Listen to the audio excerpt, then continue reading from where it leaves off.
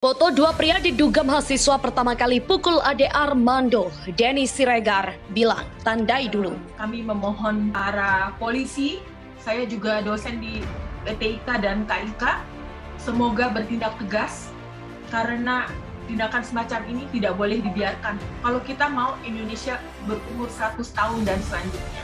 Sesuai janji saya akan menindak tegas siapa saja yang melakukan pelanggaran hukum, mengusut siapa yang menjadi dalang dan yang memerintahkan ini semua terjadi. Mudah-mudahan kelompok pelaku ini bisa segera kita ungkap. Ini tidak bisa kita biarkan. Ini kebiadaban yang ada di depan kita. Ini anarki. Entah itu anarko, entah kelompok-kelompok pendukung HTI, FPI dan sebagainya. Polisi harus mengusut tuntas. Jangan sampai ada pembiaran. Kita tidak mau Indonesia ini berdarah-darah. Kami hanya ingin Indonesia damai. Kalau kita memang tetap membiarkan hal ini terjadi terus-menerus, maka ya tinggal tunggu waktunya saja bahwa kita akan tercerai-berai.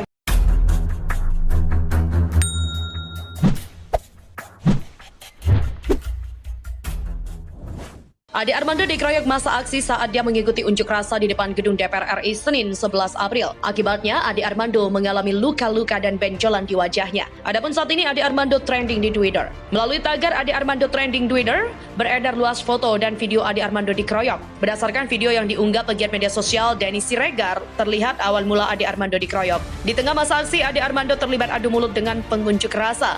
Kemudian terlihat seorang pria bertopi berjaket hitam berperawakan tinggi meninju Ade Armando dari belakang. Lalu pria ini mundur ke belakang dan menghilang di tengah kerumunan. Hilangnya pria ini kemudian diikuti tendangan dan tinju dari masa aksi. Ade Armando yang dikerumuni terlihat tak berdaya meski ada seorang pria yang mencoba mengamankan dia. Denny Siregar kemudian mengunggah dua foto pria yang diduga menjadi awal mula pemukulan kepada Ade Armando. Untuk video itu, di mana selain itu, Ade Armando juga diteriaki ibu-ibu munafik buzzer. Ade Armando sebelumnya mengaku hadir untuk mendukung aksi yang akan dilakukan rekan-rekan mahasiswa di gedung DPR RI. Tampak Ade datang dengan menggunakan kaos berwarna hitam. Ia mengaku akan mendukung aksi mahasiswa jika yang dituntut penolakan perpanjangan masa jabatan Presiden Jokowi 3 periode. Saya tidak ikut demo tetapi saya mantau dan saya ingin menyatakan dukungan, kata Ade. Di tengah obrolan itu, Ade Armando didatangi sekelompok orang, diantaranya adalah ibu-ibu. Ibu-ibu tersebut lalu meneriaki Ade Armando sebagai munafik buzzer dan lain-lain. Ade Armando yang tidak terima dengan tudingan-tudingan tersebut mempertanyakan alasan serangan itu. Situasi pun memanas, Ade Armando mulai dikerubuti sejumlah orang. Beberapa orang di sekitar mencoba menyelamatkan Ade Armando dan menjauh dari kerumunan tersebut. Namun di tengah jalan, massa yang tidak diketahui dari mana tersebut mulai memukuli Ade Armando. Akibat aksi kekerasan itu, tampak Ade Armando babak belur, bahkan celananya pun hilang. Beruntung, aparat kepolisian yang ada di dekat lokasi langsung bergerak mengevakuasi Ade Armando. Alasan Ade Armando ada di lokasi demo, yaitu Ade Armando juga sempat ditelanjangi di keramaian dan digotong memakai celana dalam saja. Dosen FISIP Universitas Indonesia itu mengatakan bahwa dirinya datang ke lokasi aksi unjuk rasa untuk mendukung demo mahasiswa pada hari ini. Lebih lanjut, Ade mengungkapkan alasannya mendukung demo mahasiswa kali ini.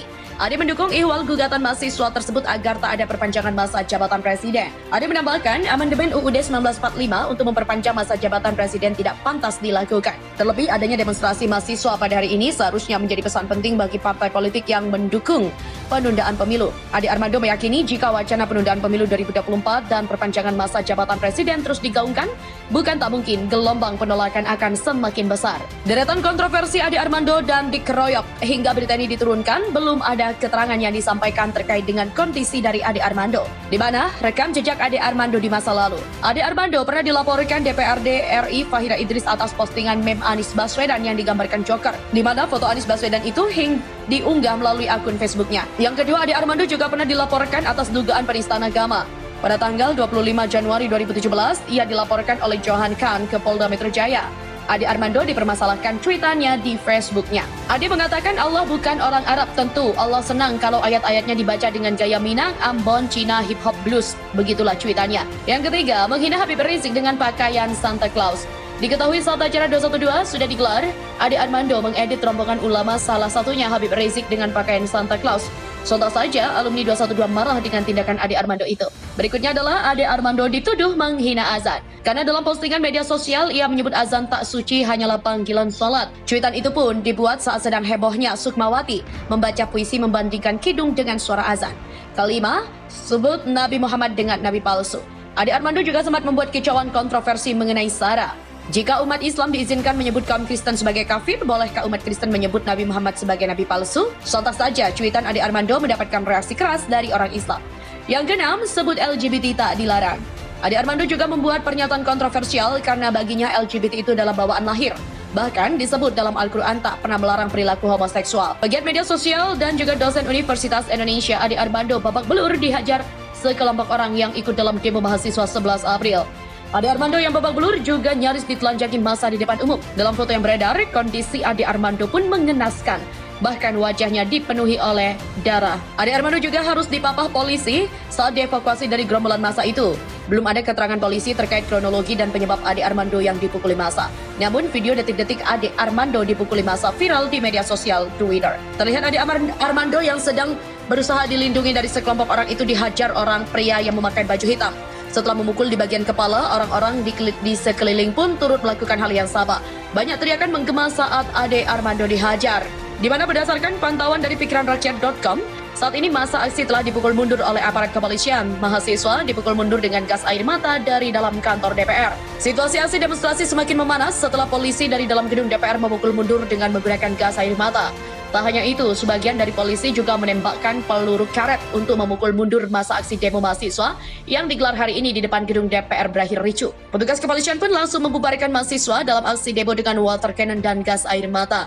Sementara itu, Kapolri Jenderal Listio Sigit Prabowo dan Wakil Ketua DPR Sufmi Dasko Ahmad, Lodewijk Frederik Paulus dan juga Rahmat Gobel sebelumnya menemui pengunjuk rasa untuk berdialog. Dalam aksi demo itu terdapat kelompok BMC dari beberapa universitas yang menyampaikan beberapa tuntutan, di antaranya perihal penolakan penundaan pemilu dan perpanjangan masa jabatan presiden. Pimpinan DPR dan Kapolri menerima aspirasi pendemo saat itu. Sufmi memastikan agar DPR tak melakukan amandemen UUD 45 untuk perpanjangan jabatan presiden 3 periode. Lebih lanjut, Sufmi juga menegaskan bahwa DPR akan terus mengawal dan menjamin tahapan pemilu tahun 2024 berjalan sesuai dengan jadwal yang sudah ditentukan. Sebelumnya, situasi di Parlemen Senayan pada Senin sore berjalan dengan kondusif sampai pada pukul 15:45 pendemo mulai memanas. Situasi tersebut mulai memanas ketika sejumlah pengunjuk rasa melempari petugas dengan batu, kayu, botol, dan berbagai benda lain. Dilansir pikiranrakyat.com, dari antara sekitar pukul 16, kepolisian mengambil tindakan tegas dengan mengerahkan kendaraan taktis, water cannon, dan juga menembakkan gas air mata ke arah massa yang mulai anarkis. Karena hal itulah, massa terbagi menjadi dua dan terdorong mundur ke arah Senayan dan juga sipil hingga akhirnya membubarkan diri.